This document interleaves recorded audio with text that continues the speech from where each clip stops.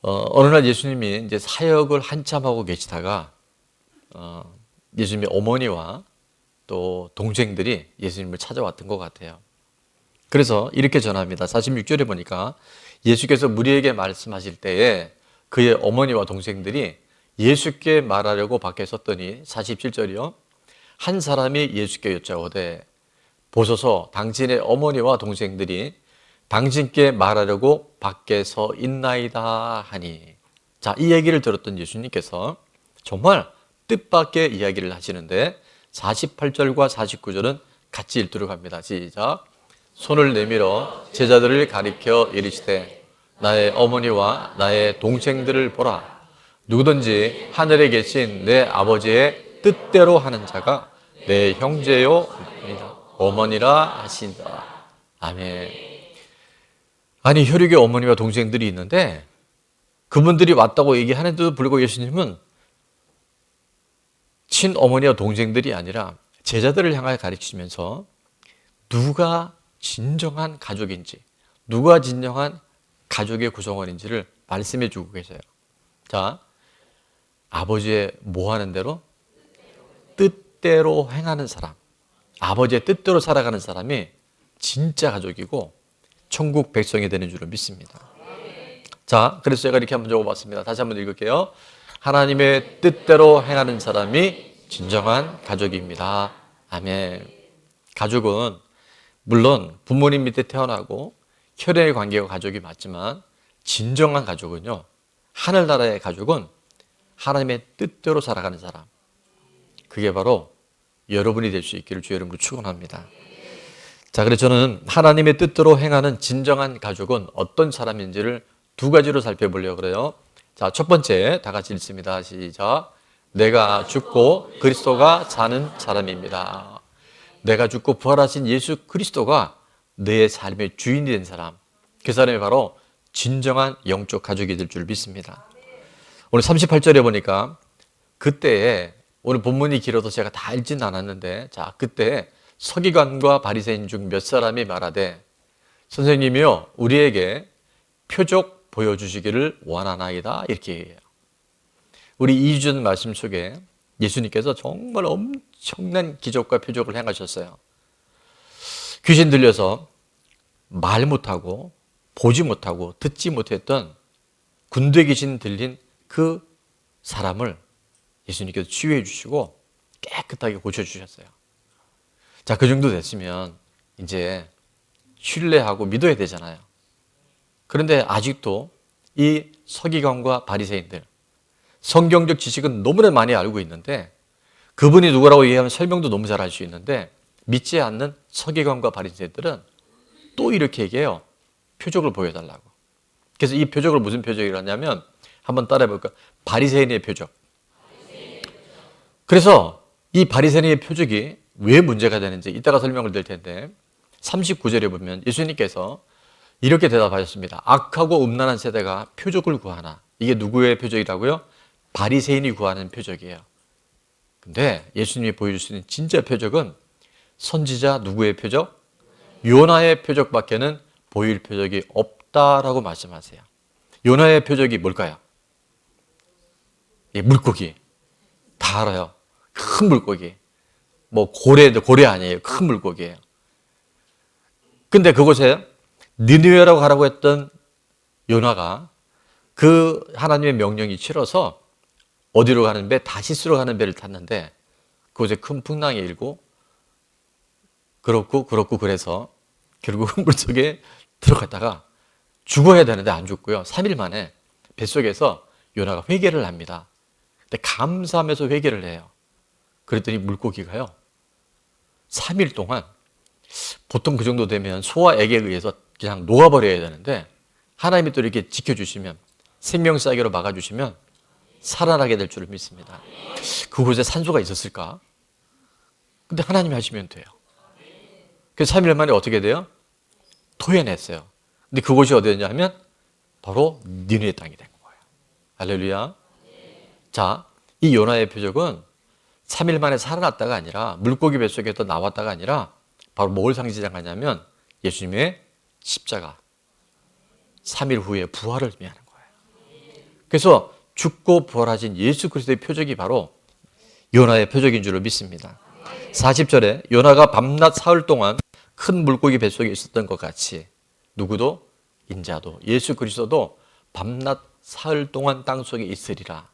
그리고 부활하신 줄로 믿습니다. 여러분, 표적이 나쁜 게 아니에요. 표적이 정말 필요합니다. 잘은 모르지만 우리 좋은 나무 교회만큼 이렇게 많은 표적이 있는 교회가 많다 적다?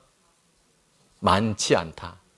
뭐 꼭이라고 말씀 없었어요. 근데 정말 25년 동안 개척한 일이고요. 그래서 올해는 저희가 이 표적 찾기를 한번 해보려고 그래요. 뭐 최근에도 여기 많은 분들이 이렇게 앉아 있는데 제가 거의 한 분 한 분 기적의 상식이 되는 50일의 기도 참석하신 분들한테는 제가 다 이렇게 이런 표적이 있으셨죠? 물어보면 다 있을 거예요. 없는 사람 한번 손 들어볼까요? 예, 안 하겠습니다. 정말 많아요. 근데 자, 왜 예수님께서 악하고 음란한 세대가 표적을 구하지만 바리새인적 표적을 구하지만 선지자 요나의 표적, 예수님의 십자가와 부활의 이 표적 외에는 보여줄 것이 없다라고 말씀하신 이유가 뭐냐면 여러분, 표적은 너무나 좋은 겁니다. 기도하면 어떻게 돼야 돼요? 응답돼야 되잖아요. 예, 응답하기 싫으신 분은 없죠. 그런데 그때 이 바리새인적 표적 안에 머물다 보면 우리는 인생 마지막 끝날 때까지 문제 해결하고 질병 치료받고 기도 응답에 목맨치나 그거를 네 글자로 뭐라 그러냐면 기복신앙이라는 거예요. 기복신앙하고 다 떨어져요. 더 구체적으로 말하면 그게 미신이 될 수 있어요. 한국 교회 안에, 아니 우리 교회 안에도요, 이 미신적 신앙을 믿는 사람이 있을 수 있어요. 부자만 된다면, 우리 아이가 잘 자라난다면, 우리 가정에 우환이 없어진다면 그게 나쁜 건 아니에요. 근데 거기에 머물면 기복신앙이 되고 결국 미신이 된다는 거예요. 그래서 정말 예수님이 원하시는 것은 바로 죽고 부활하신 예수 그리스도, 그 요나의 표적을 통해서 내 인생의 주인이 분명해지는 거예요. 문제가 아무리 커도, 산이 아무리 높아도 그분이 우리의 주인이 맞으시기 때문에. 우리 김영석 집사님 30대 그 꽃다운 딸을 잃어도 오늘 아침에 계속 통화하는데 얼마나 아프고 악장이 무너지겠어요. 저도 일부 예배 때 너무 눈물이 나서 제가 어제 중환자실에 가서 그 마지막 모습을 보고 기도하고 왔는데 지금도 이게 믿어지지가 않아요. 근데요, 우리 믿는 사람들에게는 영원한 천국이 있어요. 요나의 표적이 정말 나의 표적이 되기 때문에 우리는 이 아픔도 이 슬픔도 이 고통도 극복할 수 있어요. 요나의 표적이 없는 사람은요, 망연자실합니다. 하나님께 원망하고 삿대질하고 죽은 자를 살릴 수 있다면서요, 이렇게 나올 수 있어요. 근데 요나의 표적이 있는 사람은요, 그것에 매이지 않아요. 그것에 묶이지 않아요.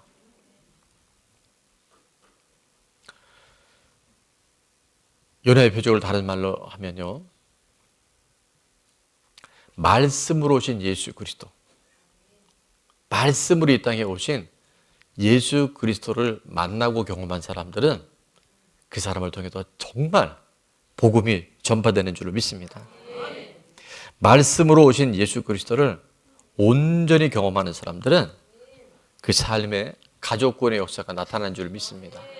그래서 자, 요나의 표적의 정확한 말씀이 뭐냐면 우리 교회 회복 일어나고 치고 일어날 때마다 마가복음 16장 17절 18절 말씀이 끊임없이 제가 선포되어져요. 오늘도 아마 그 기도를 제가 할 겁니다. 믿는 자들이 이런 표적이 따르리니 귀신이 떠나가며 새 방언을 말하며 뱀을 집어 올리며 무슨 독을 마실 자로 해를 받지 아니하며 병든 사람에게 손을 얹은 즉 나으니라. 그래, 이 말씀이요, 정말 온전한 믿음을 통해서 조영규 목사님 살아계실 때 그런 제가 책자를 본 적이 있어요. 세계적인 능력이 종이었는데 조영규 목사님이 치유 선포 기도를 하면 20%에서 30%, 많을 때 30% 정도 응답이 되더래요. 근데 제가 감히 조심스럽게 제가 이렇게 제 나름 데이터를 내보니까 우리 교회에서 치유 사역이나 안수 기도를 통해서는 한 60% 정도 응답이 되더라고요. 이제 이게 굉장히 위험한 거예요. 암이 너무 크면 안 되고 이게 전적으로 성령님이 하시는 겁니다. 근데 여러분 눈으로 보셨잖아요. 지금 다 이렇게 여러분 경험하고 계시잖아요. 근데 여기서 머물면 안 돼요. 이 표적을 왜 주셨는지를 우리가 정확하게 알아야 돼요. 그래서 이 방송실이 아까 계속 예고편 봤죠. 20절. 이게 중요한 거예요. 자, 20절 열어주세요. 시작. 제자들이 나가 두루 전파할 때 주께서 함께 역사하사 그 따르는 표적으로 말씀을 확실히 증언하시니라. 아멘. 자, 표적을 왜 주셨다고요? 말씀을 확실하게 전하라고. 말씀으로 오신 예수님을, 내가 만난 예수님을 안 믿는 사람들에게 전파하라고.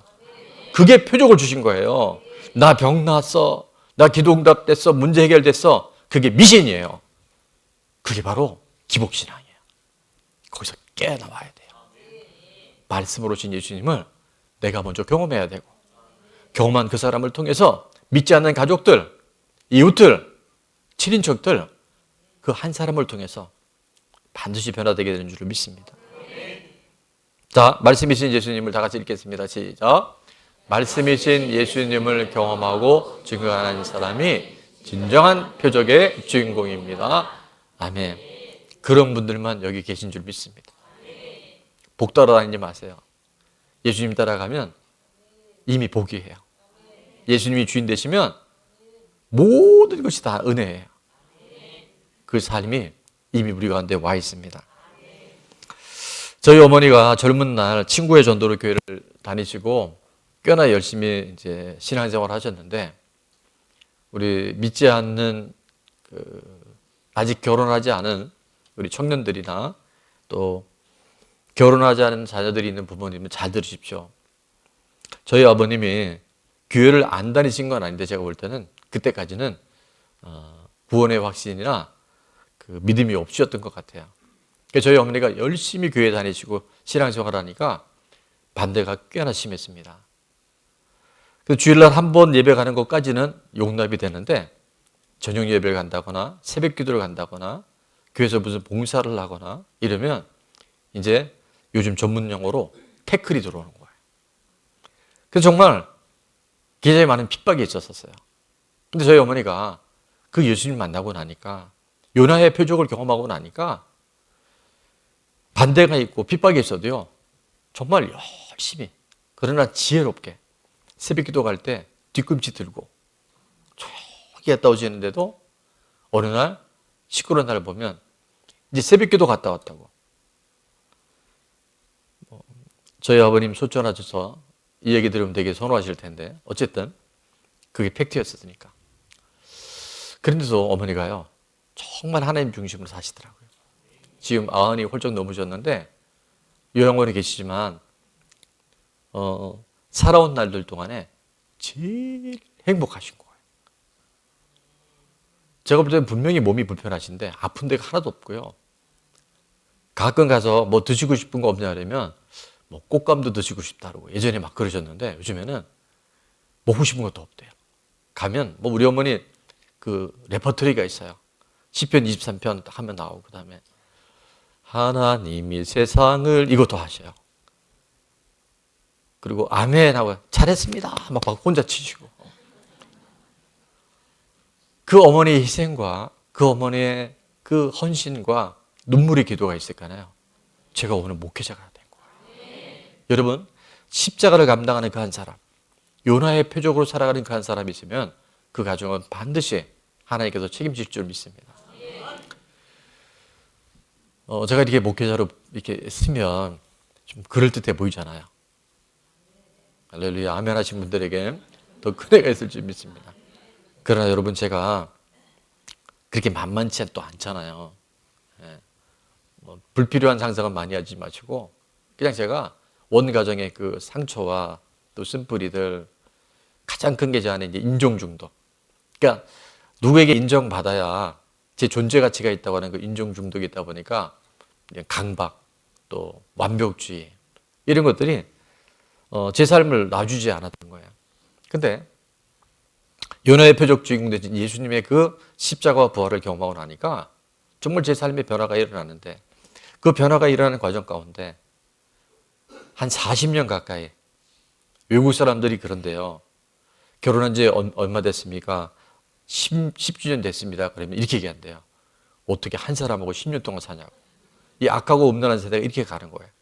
저희는 이제 몇 년 후면 40년을 같이 살고 있는데 제가 오늘이기까지 그 한 사람의 정말 가슴앓이, 눈물, 인내, 희생이 있어서 제가 오늘 이 자리에 있는 거예요. 오늘 저녁 반찬이 달라질 줄 믿습니다. 전적인 하나님의 은혜지만 그 요나의 표적으로 살아가는 그 한 사람, 그 한 사람이 있는 가정은 하나님께서 절대 그 가정을 놓지 않으시고 반드시 회복시킬 줄을 믿습니다. 요한복음 12장 24절에 보니까 이렇게 말씀해요. 다 같이 한번 요한복음 12장 24절에 보니까 이렇게 말씀해요.